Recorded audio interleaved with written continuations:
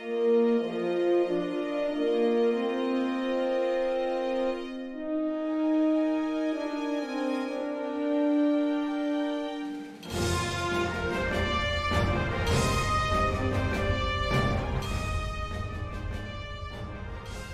think all over the United States and certain parts of the world right now, it's super hot. I think it's a weird that's going across our country. We know why, but I personally think the reason why is because this is our special Kronos level episode. We are Klingon hot today. And I'm Michael Dismuke. I, of course, am a freelance writer for Star Trek Adventures RPG, lead writer on Captain's Log, the solo RPG, in addition to being a blogger on Continuing Missions, which is the #1 fan site for Star Trek Adventures RPG. And we have amazing guests today. But before we get there, I would not be doing a service to anyone unless I introduce my co-host, Jim Johnson. Hey everybody, Jim Johnson. I'm the project manager and line editor for the Star Trek Adventures RPG and the Captain's Log solo RPG, both published by Modifius Entertainment. Low these 7-8 years now. Just about in fact, by the time this episode comes out, second edition will be out and on the streets and live and active and stuff. And it's super exciting because it's been 8 years in the works, right? I mean, even though we've only worked on second edition for 2 years, really the foundation was 8 years ago. So I'm super excited, including all the great Klingon stuff. And we are so thrilled to have two guests with us tonight, one returning guest and one brand new guest, which I'm really excited about because I always love the new guests. So I will introduce Aliza first, and then Aki, when we get to you, I'll say that till after Aliza. So Aliza, introduce yourself, please. Plug anything you want to plug and tell us a little bit about yourself. Yes. Hi, I'm Aliza Pearl, actor, writer, improviser, TTRPGer, game master, game designer, game writer. I'm so glad to be back here and talking about Klingons, one of my favorite things to talk about under the Star Trek umbrella, which I love to talk about in general. Klingons is like my second favorite thing, or first favorite thing under that umbrella. I have a lot of things that by the time this airs will have come out, and I'm excited to share this, but I'll share those at the end of our conversation. That's it. At least share a little bit about Blood of the Void, just to give some context here, why we brought our guests on today. Well, besides the two of us being incredible, we also played a game with the Streampunks RPG, the TTRPG group that I've been a part of since Geek and Sundry days. We did a show called Blood of the Void, and that was an all Klingon table, all POCs as well. It started with Eric as our game master. I killed him and took over the game master seat, because that's how you do in Klingon culture. I literally had to kill him. We did Blood of the Void for about a year, and we got to really sink our teeth into Klingon culture and also create some Klingon culture of our own. It was so juicy and fun. And Aki, it's so good to be reunited with you here too, by the way. It's great to see your face and get to talk to you. Fantastic. Thank you, Aliza. And Aki, please tell us a little bit about yourself. And then also, as is tradition on our show, please share who your favorite Star Trek character is and your favorite Star Trek series, if you can narrow it down just to one of each, one character, one series. Go for it. Okay. All right. Hi, everybody. I'm Aki. My pronouns are they, them. I am also a performer. I have dabbled a little bit in writing, though. Please don't ask me to meet a deadline. I can't do it. I'm also a professional community manager, and a few years ago, I had the distinct pleasure of having Aliza as my DM on Blood of the Void, where I played Dwa, who is, if you haven't seen the show, sorry, there's about to be a spoiler, is a secret Duras. Yes, indeed. And gosh, man, you guys are really putting me under the gun, because I legitimately have. So my favorite Star Trek series is Deep Space Nine. Always has been, always will be. Those Strange New Worlds is really, really creeping up there. And unfortunately, I can't narrow it down to one favorite character, because my favorite characters require each other to work, and that's Data and LaForge. So, yeah. I like that. That's a great explanation. Mm-hmm. They are a great pair. Yeah, absolutely. That's awesome. I love it. All right, Michael, kick us off. What are we talking about tonight? Cool. So Yeah, exactly. So why don't we give us a little premise of Blood of the Void, like what the premise was?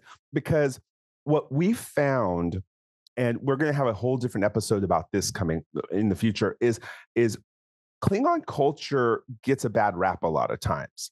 But I've noticed in both the Klingon core rule book and also comic books and novels that really get into it, and even Blood of the Void, for those of you who go on YouTube and watch it, we see it's not all that. It's not just that scary face that we saw in the original series, and even in Next Generation. Really, they always painted a certain type of Klingon until they really developed Worf's character. So what we want to do is give players a little meat to chew on to be like, wait a second, why would I want to play a Klingon character and understand how many directions I could go with it to show that their passion is not only with the batleth in their hand, but it covers almost everything that they do. Because anyone who knows a Klingon knows everything is so passionate, right? And how we define that passion. So maybe you both could start us out, whoever wants to start, maybe Aliza. What about the Klingons should entice a player to go in that direction? What did you discover from Blood of the Void? Yeah, I think one of the most exciting things for all of us creating our characters and then also filling out the world of our Klingons was getting to go beyond what we saw on the screen. Even though Klingons are seemingly so well represented in terms of like numbers of episodes that they're featured in the 90s episodes of Trek, they were pretty two-dimensional for the most part. I think Worf was the most like deeply explored Klingon we met, but then the other ones around him that he encountered were a little, the I would say the culture itself was represented as this and this, honor and violence. And that was kind of it, like conquests, like those things. So there's so much room with Klingons to explore more of the culture. One thing I also really love, both as a player at first, like playing a PC, and then as the game master, was the STA method of creating a character gives you the foundation to build depth into your character, whoever they are, whatever species they are. And with the Klingons, when I built from Bamir, my character was the captain of the ship at first. I made her from an agriculture background who then transcended and became a warrior herself, but she still came from that agriculture background. I love that because I don't remember ever really knowing about Klingons in the shows or movies who came from agriculture. Even though we kind of knew they existed, we knew it wasn't just the warrior class, but we never really saw much representation of other classes of Klingon society. Yeah. I think for me, I was invited into the campaign a little less than halfway through, I want to say. And at the time, they had already really established a rapport and kind of already had their sort of core values set. And I remember at the time when I was building my character, I wanted to build something that felt sort of outside to that, like, because there was a deliciousness about earning my way into that space. The thing that I think really sort of has always resonated with me about Klingons is not necessarily like their ties to honor or their ties to conquest or fighting wars. I think what maybe gets overshadowed a lot about Klingons is their incredible loyalty to family. Like they are so closely bonded to like that legacy of family, of like taking their name and not just giving it honor, but giving it a place in like Klingon history, and how much like who your family is influences how you're viewed by others. And in a way that I think is more intense than what we see in like the Starfleet side of things, where like, you're very much kind of trying to go your own way and make your own legacy and like, sort of like stand out apart from the pack. With Klingons, it's very much, no, how do I take, the the history behind me and bring that like into the present and honor that history and make that history, you know, something that continues on to the future. Like family is so important for Klingons. And, you know, I really wanted that to be kind of a core aspect of my character.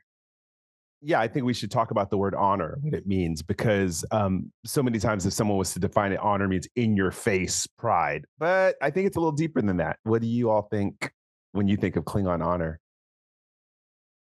Yeah, I think one thing that has happened over the years, over the decades of Star Trek and Klingon fandom, is that we've deepened what that means for us and for Klingons. So we see Klingons who talk about mental health and how honorable it is to take care of yourself, and we see Klingons who stand up to injustice. You know, like, so that's a broadening of Klingon culture that we see. And honor itself, yeah, like their Klingon honor was this very aggressive, passionate thing, and it was to the core, that samurai type of like, I have dishonored you, I'm going to kill myself right now. What's it called? I was just watching Shogun. Seppuku. Seppuku. Thank you. Seppuku. Seppuku. Okay. Seppuku. Seppuku. Okay. Yes. Thank you. So yeah, that, and I'm pretty sure that was the influence. I don't know. I can't say that for sure, but it seems like there's so much Japanese influence in Klingon culture. So much, like down to the armor, even. Yeah. Like, yeah, we should talk about them more because Aki, you have, you know, you lived in Japan for many years. Like, yeah, we should tap Aki's brain about that. But yeah, so that honor was like taken, you know, from that influence and put into Klingons, and then we didn't really see what does that mean on a day-to-day level. You know, like if you're an agriculturist or a scientist Klingon, do you also have to kill yourself if you dishonor someone? Like, where does this go? You know, and if so yeah, it goes bad. There's such right. like we were just talking about this before we got started today. There's such an excellent episode of Star Trek Prodigy that like directly like addresses the idea of honor for Klingons in a way that isn't just fighting battles and wars. And Michael, when you get to that episode, you're going to know exactly what I'm talking about. It's so Aki good. knows I hate spoilers. I'm not going to say anything else, but oh man, you're going to love it. You're going to know what I'm talking about when you see it. Jim, there was a art piece, in fact, in the Klingon core rulebook, even with a Klingon with a sculpture. And that incited so many stories in my mind about, wait a second, is this a side hobby for this person, or is this where they find their honor? Is this their passion? Yeah. No, I think I was really excited when we finally greenlit the Klingon core rule book, because I knew it was an opportunity to do a deeper dive into the Klingons than anybody had really had an opportunity to do before. Even through all the different like nonfiction books that have come out over the years, there's been a couple of books about Klingons, but I mean, especially the novels have done a great job of diving deep into the culture. Like Keith DeCanado, Dayton Ward, David Mack, some of the other long-term Star Trek novelists have gone deep into the culture. And this was an opportunity to bring it into the RPG, right? So I knew that we were going to be doing a 350, 400 page Klingon core rule book, and we only had so much Klingon art to draw from, right? So we needed to create a lot of new art, and it needed to be Klingon focused, right? And I know that when Nathan Dowdell was developing the manuscript for some of the rules, we changed up the life path, right? Because of course the life path in the regular version of the game is very Starfleet centered, or was at the time. And it was like, well, this is an opportunity to do a different kind of life path that isn't Starfleet focused. You can bring in the agriculture, you can bring in the artist side of things, the liberal arts as such as it is. And it was an opportunity for us to do some really different art, to have a Klingon sculptor, to have a agricultural, to have like some of the different rituals that they touched on over the course of DS9 and Next Gen, especially with Worf. I was like, oh yeah, let's have a couple of Klingons doing the Roostai ritual, or doing the pain sticks thing. I don't remember what that one's called, but it was just a great way to really play with it. And I think I think it really deepened what players could do with Klingons, and hopefully, it sounds like Aliza, you noted that it was a way to create a character that wasn't just in your face warrior, honor, bat left, let's go. Like every Klingon character we've seen on screen has a backstory. We may not know what it is because maybe they didn't think of it, but they all didn't come from the same background, right? There's no way. It's like no culture comes from the exact same background. You've got different things to keep your society alive, right? You've got to have people doing different roles. You can't all be warriors, because then who's going to do the basic day-to-day stuff, right? Like someone's got to do it. Yeah. And who's going to build the ships? Who's going to keep them running, Well, and who's going to grow the food that the targs need to eat and see honor in that job and do it in a way that protects their family too? Like I want to go that deep with the concept of where they find their joy. You want to know what I'm amazed we still haven't actually seen represented on any Star Trek show at all. I'm amazed that we haven't seen an actual Klingon opera performance. What where is it? Dear Star Trek, hello. Right. We've heard it.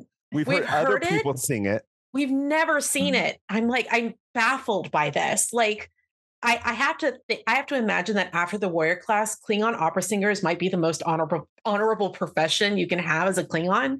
And come on. Well, because they're really historians, is what they are. If you look at they are historians. Like, imagine if you had this totally Gothic-looking opera house and almost built like the sarcophagus ship that we saw in Discovery Season 1. Imagine if you have this totally Gothic opera house and you actually had a scene in there that that'd be beautiful. I want it. Yeah, there is. I mean, you all may know this, but there is a Klingon opera in our world. Someone wrote a Klingon opera and they did a full production of it several years ago in Sweden, I believe. Is that right? Yeah. And it's called Ooh. Ooh. Ooh. Yeah. So it exists. It's out there. I don't remember what it means. But it Star Trek out there. Get on your plane right now. Yes, it needs to be canonized. Yeah. In general, we need to see. Yeah, I want to see like a lifelong, who is the Maria Callas of Klingon opera? Come on, I want to meet that character. My God. But yeah, I think thank you for going on that journey with me. I think Klingon opera, though, is a great example of just thinking about the Klingon culture and how to deepen it, right? Because if you think, okay, they have Klingon opera is a thing, right? So clearly there has to be Klingon singers. There has to be Klingon teachers who teach them how to sing. There has to be Klingon orchestras or musicians who not only play the music, but make the instruments. Like what kind of unique Klingon instruments are there that they would play? There's got to be some sort of string instruments. There's probably a lot of percussion. There's probably some deep brass, I'm guessing. Thinking who is the Klingon stage manager? Yeah, even get into the weeds here. I love it. Who's building the props? Who's building the costumes?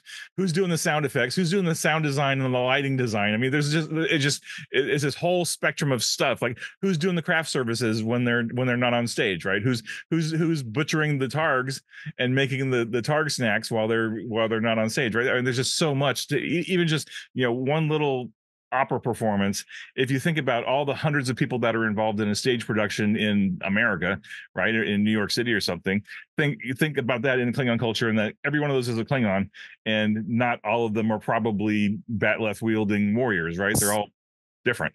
Right, but let's go even deeper, because we do this on the show oftentimes. We want to get rich, and so we riff on this. So imagine that there's a world beyond Kronos, even a moon that is kind of like a music moon, and so you have other species besides Klingons coming there.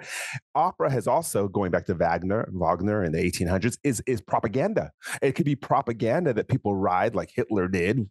Took it to the Valkyries, right? And so imagine if you have a game or you play in a scenario where you have this Gothic-looking churches and opera houses, but then it's all about propaganda and which house is controlling the narrative for their stories. I mean, you could really show, and this was not bat lips, this is fighting with words and song.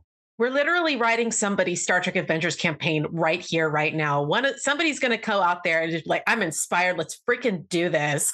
Like, man, I want to play in this campaign. You listen. Where is my Klingon Bard campaign? Can I Klingon please? Aki, if we don't do it ourselves, then whoever does it, we need to guest in it. Yes, please. Oh my God, Aliza, can it be like the next stretch goal and the next fundraiser that you guys do? My God. Yeah. I need it in my life. This is the power of riffing, right? Because like Michael, the first thing when you were just talking, the first thing I thought of is if you look at Star Trek as wagon train to the stars, right? That was always the shtick that Gene Roddenberry kind of pushes, that this is a Western adventure going out into the stars. So why not have a Klingon freighter or a Klingon ship of some sort that has a troupe of actors, Klingon actors in it, and they're going around the Empire, hitting all the forward operating bases or hitting all the Klingon colonies or whatever, just entertaining the troops basically, right? Like they're the Klingon version of I drew a blank. What's the Bing Crosby and like the war Bob tours Hope. Bob Hope, Bing Crosby. Military, what's the organization? It's USO. USO, yeah. Mm-hmm. So it's the Klingon version of the USO going around the Empire, entertaining the troops, right? I mean, that's an awesome campaign right there, because like none of them are probably oriented to be warriors, but you know, being Star Trek, they get into situations that they're not prepared for, and what do? Like you know, this Klingon troupe of actors stumbles into a wormhole, and something timey-wimey comes through the wormhole, and they've got to deal with it before the KDF shows up to help out. Right. So what's this troupe of actors do? Right. I mean, that's a campaign right there. I would be all over that, man. And then we would get to meet Klingons who, listen, here's the thing. I'm imagining some of these Klingon opera bards, traveling troupe, are not going to actually have that deep bravery and honor that the warriors do. But it's cultural. So they have to mask and they have to put it on, and they're actors so they can do it well. God.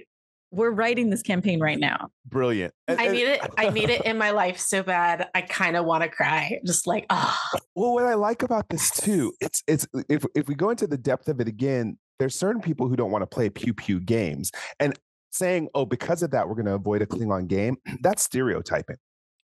And so it's kind of like, wait a second. There's to your point, Aliza. It's like there are Klingons out there who maybe find it more honorable to be diplomatic than it is to be violent. Jim and I have talked before about what we see in Discovery Season 1, where there was a political agenda to get the houses together.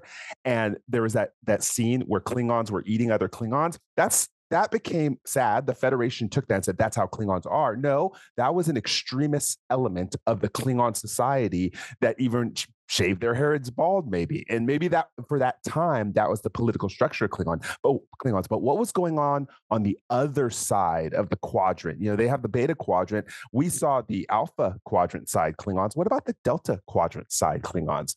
You know, do we assume it's all the same? So you really, as a player, could rewrite what's going on the fringes of the Klingon Empire on the other side without these, Federation confrontations. The number of times we came up with some really wild and whack ways to get out of like actually doing, I mean, we did do our combat, but like even when we were trying to figure out who was going to be the captain of our ship, we just ended up with 5 captains. Like we were just so unwilling to like battle it out for that spot. I remember trying so hard to like gently urge you all to choose the captain, or actually it was the first officer, because Jade became the captain after Bamir got sucked into Starfleet intelligence. Yeah, but we had 4 first officers because no one wanted to like. Everyone was like, "No, you, no, you. I insist, you." Think about how many countries too. Their first impressions of Americans have been the military. Is that not what happened with the Federation too? Right, the assumptions were made about you Americans based off who's landing on Utah Beach. And so I'm challenging players and storytellers to get deeper and make us fall in love with Klingons in a different way because of their passion. We met the army. We didn't meet the people. Right. Actually, I'm going to bring us back around to Aki before we like move on to other things, because and Jim mentioned in the chat, like we want to talk more about the relationship between Klingon culture and how it was built. And for me, this is especially like TOS, like how Klingons were first presented to us in the original series, and that how that is related to samurai and Vikings. If or we all can chime in on whatever we know, but. So like obviously like the big pillars of Klingon culture are like very feudalistic society, very focused on like filial duty, like familial duty and honor. And then of course, warring between like families and houses in order to establish dominance over the culture are very much sort of historically steeped in like Japanese culture very specifically. And then of course there's like, definitely like the design elements that are pulled. I mean, if you look at the way Kronos is designed, like even their buildings kind of have that sort of like kind of ancient, like East Asian sort of feel to them. Their armor is very much of that style too. The way that they like style their hair, even in some cases, like can kind of have that sort of like sort of old world, like Japan sort of feel, like long and like, cutting it is kind of like a sign of like, defeat and things like that, and keeping it like, so it's like, there are definitely a lot of direct correlations. And I've liked the way that they've sort of in their own ways started to drift away from those more direct parallels, especially in Discovery. Like they really tried to kind of like sort of spin off that a little bit more, make it a little bit more unique, maybe a little less influenced by real world influences, but especially in like the original series and like TNG through to Voyager, like there was definitely like a really strong influence of Japanese culture within the way the Klingon culture is sort of structured and how it's presented. Definitely this idea that like to be without honor is to essentially die, like, maintaining and preserving one's outward image and is so like monumentally important to Japanese culture in particular. It's just like the way we're seen by other people really deeply impacts like how we see ourselves. It's like this sense of like sort of like public shame is very can be very strong. And then, like it's really, really interesting to see the ways that kind of translates into Klingon culture in both direct and indirect ways.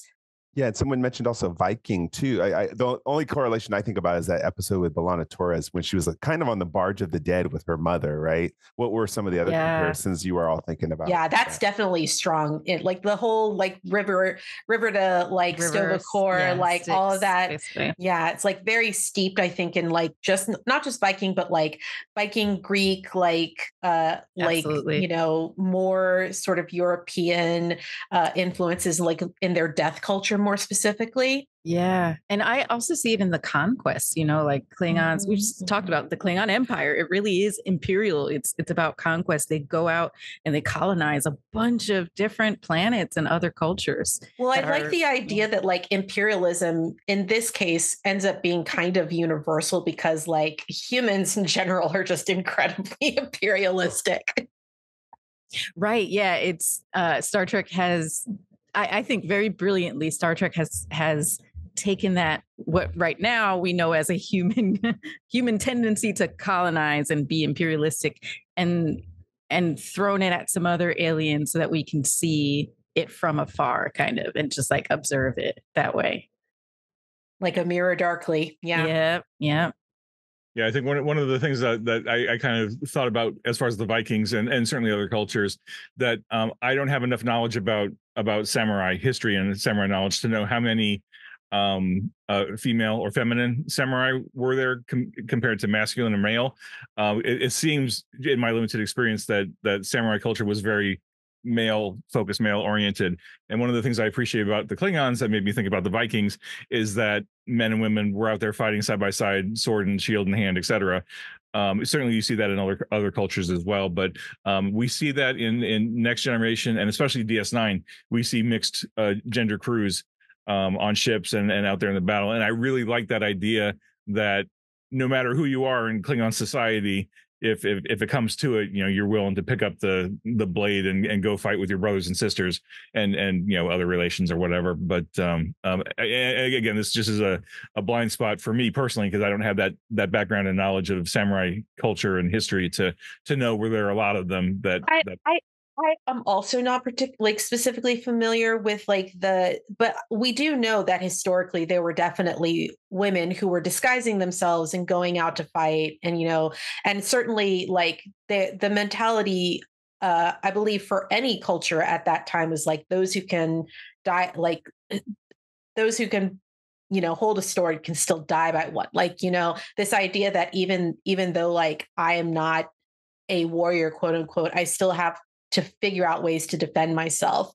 So I think that there was probably still definitely plenty of that sort of mentality going around, where women probably had their ways of training themselves to fight and accessing battlefields through the disguise and such.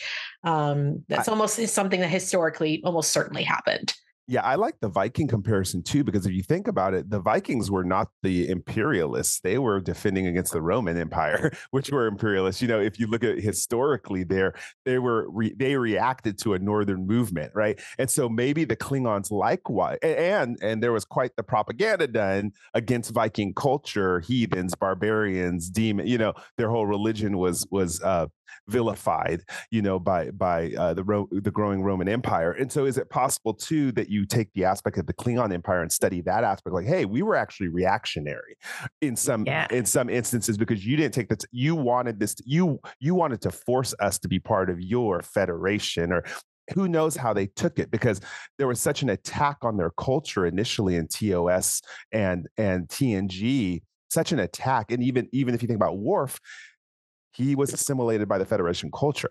Right. He was not allowed to be Klingon. He was not allowed. Mm-hmm. They did not invite a Klingon into their ranks. They invited a Russian adopted. Yeah, exactly. Mm-hmm. So there's those aspects to also. I love pushing in my game, by the way, these counter arguments to everything we've seen on TV. Mm-hmm. And that would be a fun way to tackle it, maybe. Yeah. I mean, Worf is the strongest example of code switching that exists in Star Trek, to an absurd degree. It's so deeply satisfying to watch him journey through his acceptance of self and his full embracing of who he is as a Klingon. It's just he's more beautiful satisfying. Every season, just more beautiful. Yeah. Oh, I love that character. I relate so strongly to it. I'm biracial. I grew up with my mom who's white and my stepdad who is also white. So I strongly relate to this kind of figuring out who I am as a Black person, through having so little exposure to actual Black culture. And I think, yeah. Yes. Personal anecdote done. Yes, that's a great one. Michael, going back to what you're saying about Klingons being reactionary, they absolutely were. And that's what sparked, Jim, were you also wanting to jump in and say this? That's so the ancient history of Klingons is that they were attacked early in, their culture. They were attacked by some very powerful alien race called the Herg, I think they were called, or something like that. And before that, they weren't going out into the stars and conquering anyone, but they got so scared from that and they felt so defenseless. They built up this warrior culture. And then we're we're not going to let that happen again. We're going to go and do the conquering this time. So you're absolutely right. They were reactionary. And so they were primed, when they came, primed, pun, I guess, intended. They were primed when they finally met other conquerors, people who were kind of doing at least an intellectual diplomatic conquering of the cosmos and other planets. they were primed to be on the defensive and reactionary to that because they had been conquered before, and they recognized that in the Federation and themselves, that mirror again. They're like, nope, we know what you're up to. We're doing it too. Okay, and it's been done to us. You're not going to pull one over on us this time. And so, also explains their long-standing hatred of the Romulans. Yeah, absolutely. And that's, again, we're talking about like how deepening Klingon culture is so juicy. And that's all stuff that came after the original series. Like, you know, that all came from novels and from like all these different media of people just deepening. I love it. I love it so much. Yeah, those are great points, Aliza and Aki. I think what I was thinking of going that sparked off of what Michael was talking about is being reactionary, but also the Klingons pride themselves on having had gods at one point, but in their culture and in their backstory, they kill their own gods. They kill their gods. They're like, we don't need gods. We're going to kill you, and then we're going to go do what we want to do. Yeah, and it made me think, just riffing, what a cool character concept would be to play a Klingon theologian who studies the history of their own religion and how that applies to the current culture. Because I also think about the last season of Deep Space Nine, where Ezri had a really pointed conversation with Worf about how the Klingon culture was starting to fade, starting to die, and how it was, in need of a change or something, right? And they didn't really, there wasn't an opportunity to carry up to pick up on that. But if you were to play a Klingon campaign set after the Dominion War, with all the turmoil that's happening with the Klingon Empire, based on what we saw in DS9 and Next Gen, with the civil wars and the Duras situation and everything else, like, where do the Klingons go from there? Like with Martok as their new chancellor, and Martok's own particular perspective on things, coming from a different background than being a warrior, warrior clan, warrior caste. Could a Klingon theologian have an interesting role in that? And I think by that point, of course, in the timeline, the Kalis, the clone, is still out there, right? Like, what's he doing? Right. So there's a whole rich potential there, something different to do. I don't know. Just wanted to throw that out there as a riff. Well, I think that's what's so interesting about the Klingon culture is they went and they killed their gods and then spent the rest of their time wishing their gods were around. Like, seriously, they were like, like Kalis was still so deeply embedded in everything they did. And like their only desire was to find his artifacts, was to find him. Like, as much as they were like, we don't need gods, let's kill our gods, they continued to yearn for that greater thing to believe in. Well, so imagine if you have the theologian, maybe you even have an anthropologist and an archaeologist team composed of Klingons. Imagine if the real history of what happened is that when the Herc first came, they assumed they were gods. And Kalis was actually like, no, these are actually not gods. But because they were so convinced, he basically said, okay, we're not fighting aliens, we're fighting our own gods. So historically, he bought into the myth to motivate the people. And so as you dig deeper with theology and stuff like this, you find out that their extraterrestrial experience, their first contact was he used religion to motivate them. And that became a crux to that would be just such a deep story, especially if it involved the time crystal and going back in time. Oh my God. To actually see the Herc being driven off the planet by these native Klingons. Oh, that'd be beautiful. And who the Herc were, because I don't think we really know which alien species that is or was. Do they still exist? Are they still out there? I have a theory. I think it's the Hirogen. Oh, that would make I can see that. Interesting. Yeah, but Michael, those are some great ideas, right? If you take the totality of the franchise, right, and all the little bits and pieces that we know about Klingons that they've shared with us, and tie them all together, like having a Klingon theologian and an anthropologist, and somebody like one of the I'm losing my words. The Boreth, the monastery, one of the people at the monastery who managed the time crystals, get that group together. And a scientist. You need one scientist because otherwise the theologian has nobody to fight with. Absolutely. Oh my God. Opening scene. Sorry, I do this. Sorry.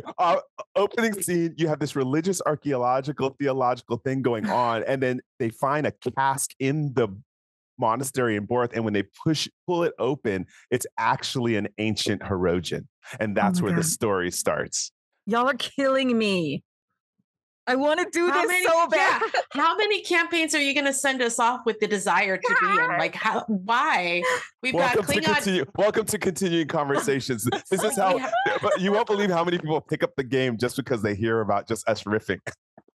See, this is our job, right? So like, and I told Michael this before, like as the PM and the line editor for this game, like I tell my writers, every time you're writing something for the game, pack every single page, every single paragraph full of as many ideas as possible, so that some random person will open up one of our random books and just, stick a finger on a page and read a sentence, and hopefully that'll spark like 10 different ideas. In fact, we did a couple of riffing episodes where we literally just opened up a random book and said, boop, okay, let's riff for 20 minutes on this topic or whatever. So this is what we do. This is our stock and trade, and I love that you're both here to help us come up with all these amazing ideas, because like this is a game I want to play. I want in on this. Somebody run this game. Yeah. Treasure hunting Klingon time jumpers. Come on. Yeah. I mean, like this just goes to show that like we've been so fortunate in this like kind of new era of Trek to like really have the opportunity to see,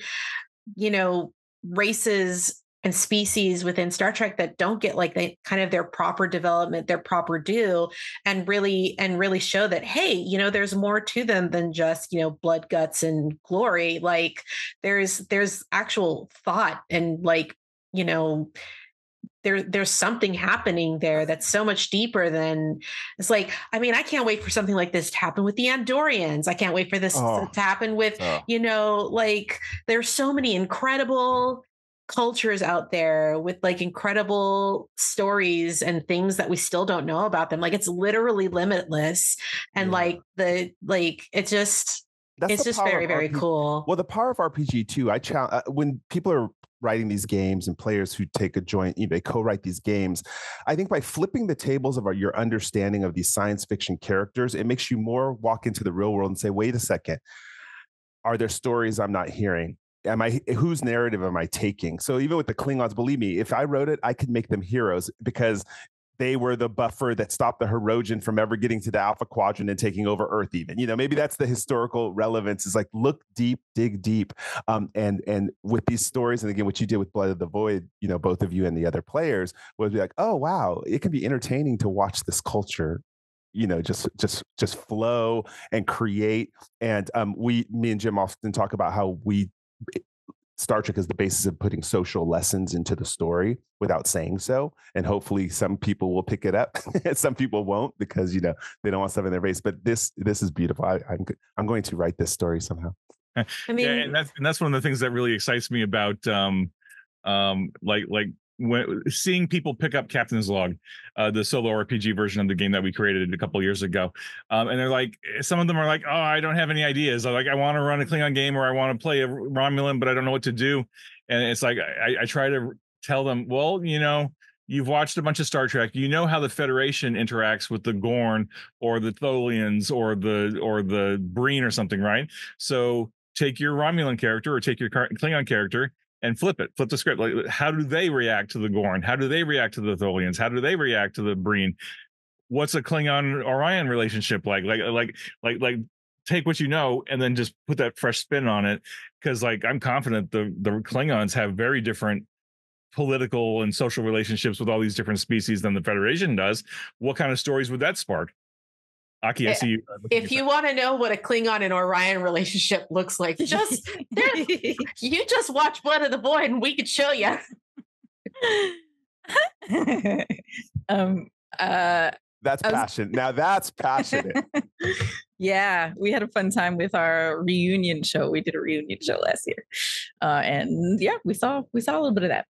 I forgot what I was going to say about.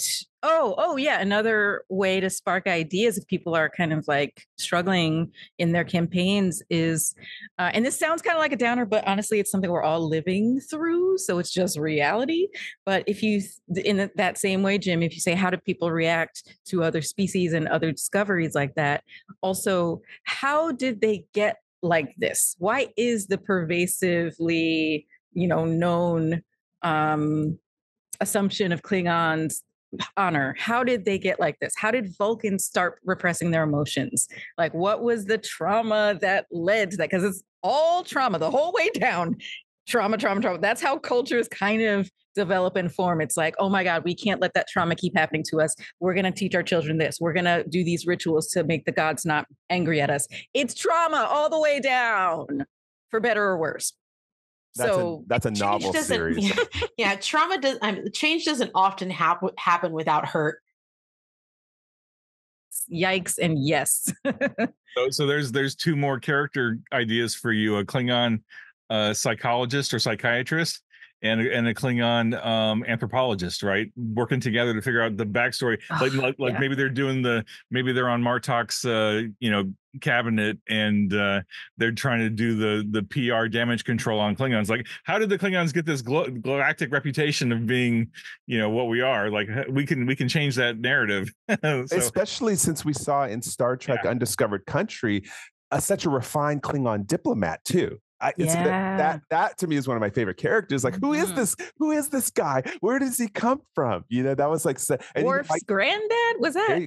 His father. His father was an attorney. Well, amazing. Maybe it is. Wait, was this his granddad? I don't remember. Yeah, but I think one of the two. Yes. Yeah, so those are all such good options. I know my group knows that when we finish our current campaign, we will be going back and playing Khitomer Accord level Klingons. So this is good. I'm going to make sure they watch this episode, because on that bird of prey, I don't want them just to say, I have a warrior Klingon. I have a word of. I want them to say, tell me your history. What's your family's honor? What's your background?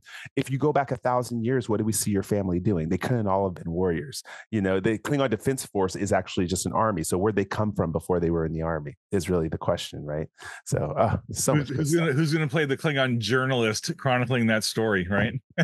No, I think you actually need to have going back full circle. Who's the songwriter who chronicles the story to make it the opera? Yeah.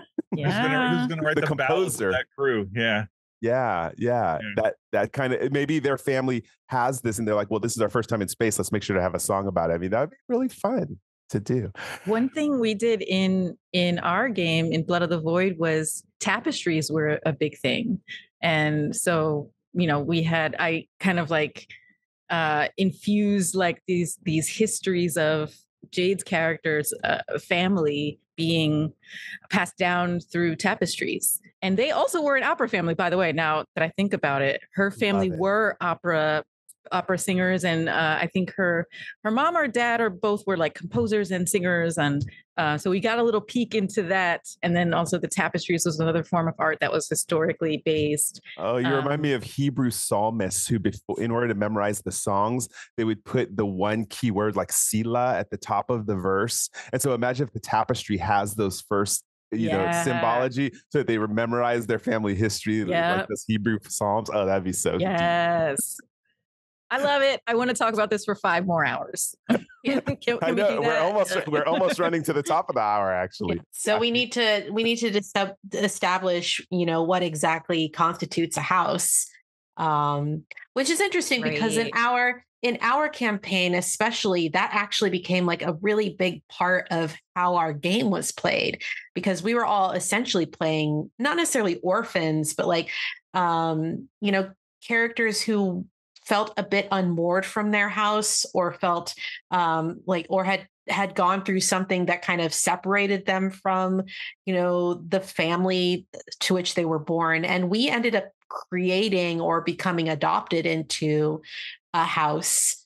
Aliza can probably speak a little bit more eloquently on that than I can.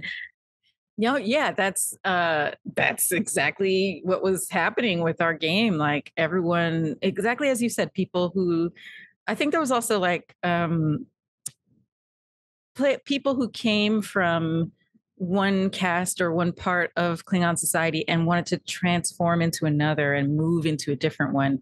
And through that social mobility, they came to Bemir's house and became a part of it, and were inducted into that house and became house members. So yeah, I mean, what is a house? I mean, I think at its core, to me, a house is another family structure. It can include actual blood families or adopted families, but it can also just be, these are our like cousins, like in the Black community sense of cousin, like we're close family friends and we have become cousins because we are that close. It's also people who ride for you. Like it's all of that. It's about loyalty. It's about honoring your family and your house. I love that. I so love that definition. I know we're going to have a future episode. I'm not going to get into it here because I'm going to probably get you guys brain firing again. But I'm comparing the Klingon houses to Duden's houses of the Landstrad, where your house is your servants and your industry and all of that. And so how expansive can that web be, and why you're so proud of your house and your legacy too. And to your point, if you think about some people, why they end up going to the army is where they find family in the military, or they go to, they move to another city and they find an association that becomes their family. So I really love that you had that story where you basically had these people who, for whatever reason, are outcasts, but they come together to form this stronger unit. I think that's a beauty you don't think when you step onto a Klingon bird of prey that's there. So I, again, am asking players explore stuff like that. Yes. And also, honestly, the idea of found family in queer communities too. That was absolutely present in our house and the way we found each other. I remember when the episode where we did the braggadocio, I felt that so strongly. I was like, oh my God, this is our metaphor for queer communities becoming families. Like it felt so deep and clear to me in that episode. Do you have any idea how cool it was to come onto this show and play what was essentially the first canon non-binary Klingon character? Like, so dope. It was very, very cool because I don't think we've ever had like trans or non-binary Klingon representation in any like Trek media whatsoever, and figuring out how that translated, especially being from the House of Duras and being one of the only surviving members of the House of Duras. Like, what does it mean, like, to be somebody who is neither male nor female and fill those specific roles within your community? Like, what does it mean, like, to be that person? It was so cool, and like Aliza gave me so much, like, space to kind of explore that within the context of the Klingon culture, because, like, as far as we know, at least Klingon culture is very binary, and like has very specific structures. Like, I mean, it's not as bad as, the Ferengi, but good Lord, like, so it was really cool to kind of come in and like figure out like, where does my character fit in the family structure of a house? Yeah. I mean, people have explored. I've seen lots of books explore like with Andorians, but we again don't know so much about Klingons. And again, inviting game masters and players, fill it in, because it makes the stories so much more interesting. Ownership. And I personally do think, and I know for a fact, because I know Jackson Lansing and Colin Kelly and Eric Campbell and Jody Hauser, that they take RPG material and constantly bring it into their stories.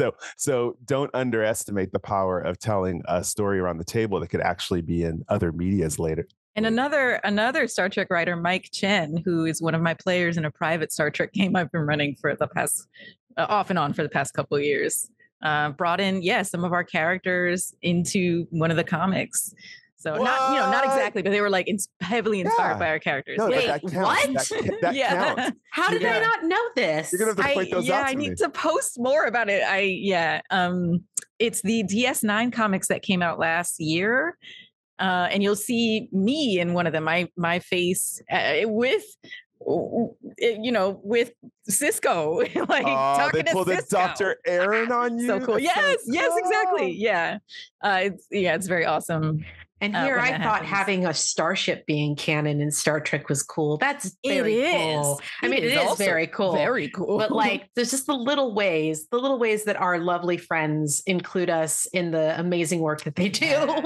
Yeah. Well, look at this. RPG players and game masters as influencers for modern media. That's what a privilege to have both of you on. I never would have imagined as a kid watching TNG, like, this is where I'd be in my Star Trek fandom, like or my creative career, like. My ship is canon. Yeah. I'm on that ship. Me. Do you just stare at it? We didn't talk about that. I know we got Eric talking about, but do you ever stare at it and say, "Where am I? Like, what am I doing right now?" Well, it's like I haven't gone back to watch that episode of Picard just yet, but I think the day that I do, I'm just gonna go. And it's gonna be a whole thing. And it's still the most unbelievable thing I think that's ever happened to me. I just want to explain for our listeners who might not be aware. So Aki was on Clear Skies, the first Clear Skies campaign that Streampunks did a few years ago, and that ship. What was the ship's name again? It was the Ross. The Ross. Okay, I almost USS said Ross. The Ride, but that was our Sally Ride was the first one. Yeah, the Ride and then the Ross. So the Ross, the USS Ross, which was the ship that they built for their campaign, was brought into Picard, like on camera, made canon by mostly maybe the efforts of our good friend Thomas Maroney, who's a starship designer and who's worked on lots of different Star Trek medium and everything. So it was an amazing thing when that happened, and we all just were like in awe. I think I nearly broke down in tears the day they called us in and were like, "So we want to tell you guys something." I was like, "Oh no, what's happened?" And they're like, "Blah blah," and I was like, I watched the video. There's a reaction video. You have a reaction video of them finding out. It's adorable. You all should go Google it right now. Why haven't I seen this either? You haven't seen it? Oh my God. We got to find that link. So I think the point, again, I want to respect your time, so you were getting to the hour. I think the point is here, I can never overemphasize how important it is what we did right now was basically a writer's room. This is what writers do when they sit around the room, is they throw these ideas out there, they break rules, they expand a universe. That's what RPG is to me, has always been that improv shop, for that. So I really appreciate when we have amazing talent like you all come on, because I tell you right now, it honestly impacts people, and we see their comments on social media. Some people, many times, me and Jim will, after watching an episode or taping an episode like this and playing it, someone will be on social media and say, "You know what? I broke down and bought this and this and that. Or I found somebody who play this." So I really love that you all inspire. As you see, I get totally hyper excited about it. Right, Jim? Absolutely. No, absolutely. I love riffing.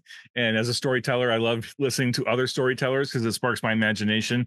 And I love just the process of hearing ideas from everybody and shaping them in different ways. It's like all of us have our pile of Lego bricks, right? And we're sharing each other's Lego bricks. And we're like, oh, we're building this cool thing. And now we've got this whole Klingon Bard campaign that someone's going to run, Aliza, and get us all into it so that we can go play and be Klingon bards. I don't see how this doesn't happen. Like we have to do it. Then time traveling Indiana Jones Klingon adventures. Yes! It'd be beautiful. Yeah. It'd be beautiful. Both campaigns running simultaneously. Yes, both. The crossovers and the tie-ins. Let's go.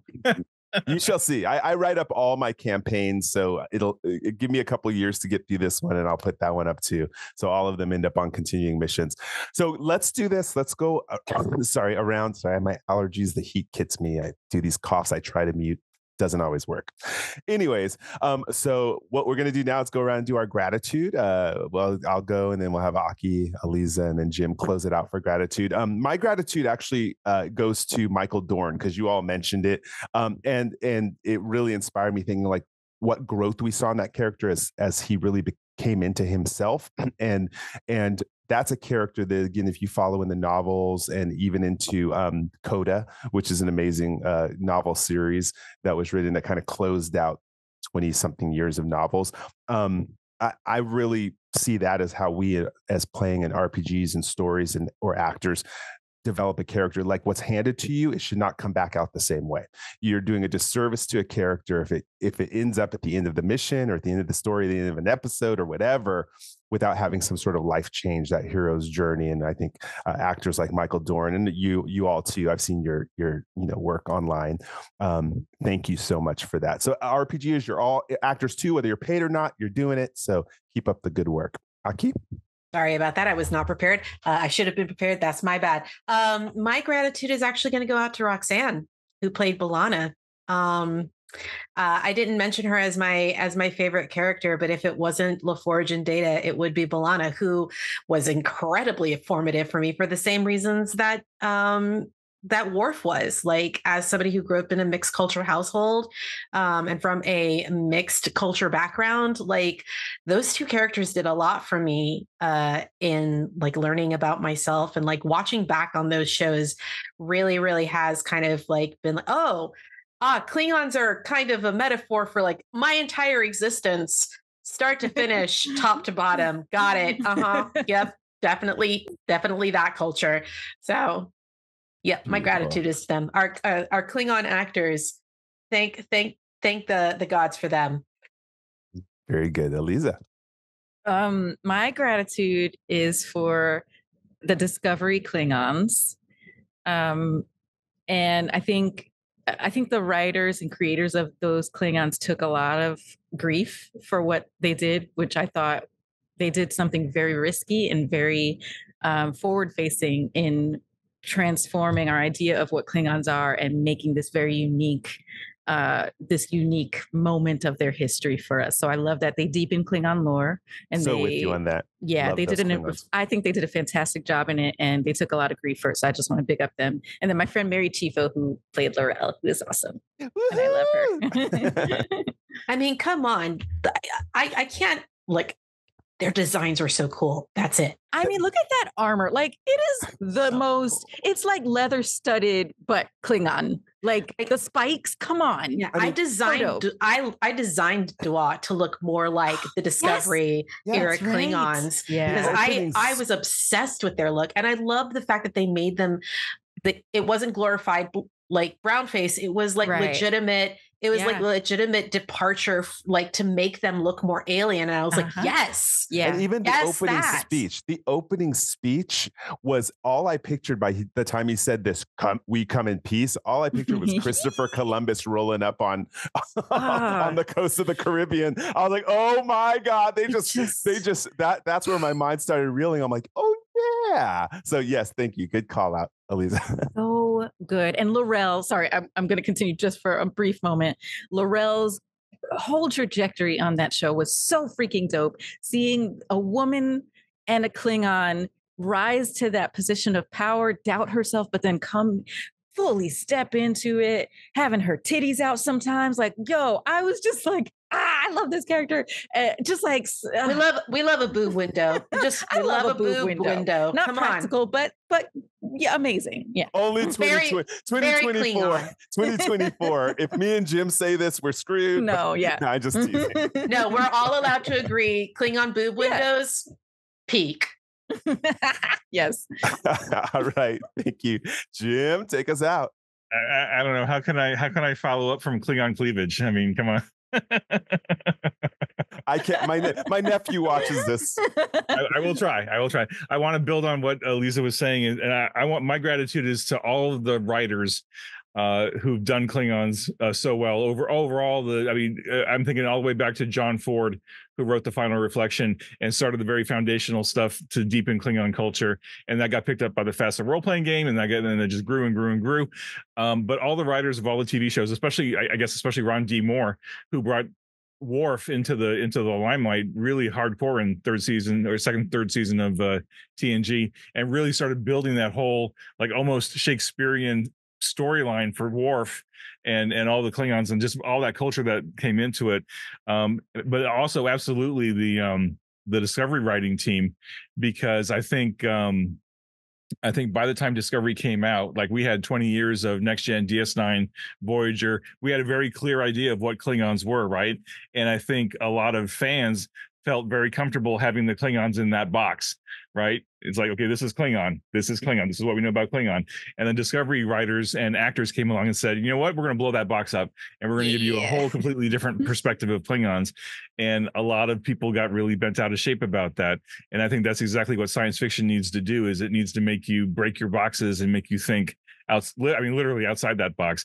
And so thank you to all the writers who've written Klingons over the decades. And thank you to all the actors who've taken those words and built something out, because of course, television's collaborative, right? So you've got to have your writers writing this stuff, but then you got to have actors bringing it all to life and presenting that to the audience. And of course, you got your directors and everybody else that play important roles too, but especially the writers and the actors who present all this stuff and give us all this rich stuff to play with, that gives us the opportunity to spend an hour with awesome people and riff really cool ideas and come up with some great campaigns. So hopefully all of this is inspiring other people to do cool stuff with your games, and you know, even take everything we've talked about today and apply it to a different culture, right? If you want to go play an awesome Romulan campaign, take all the core ideas that we just presented in this last hour and go do it.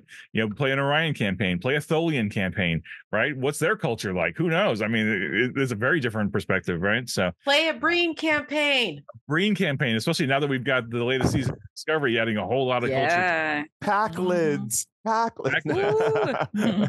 Arcadians. That's what I'm playing in our new.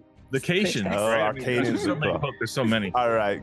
Anyway, and then, the conversation continues. I want to thank the fans too. So fans, we wouldn't be doing any of this without you. So thank you for supporting Star Trek. Thank you for supporting Star Trek Adventures.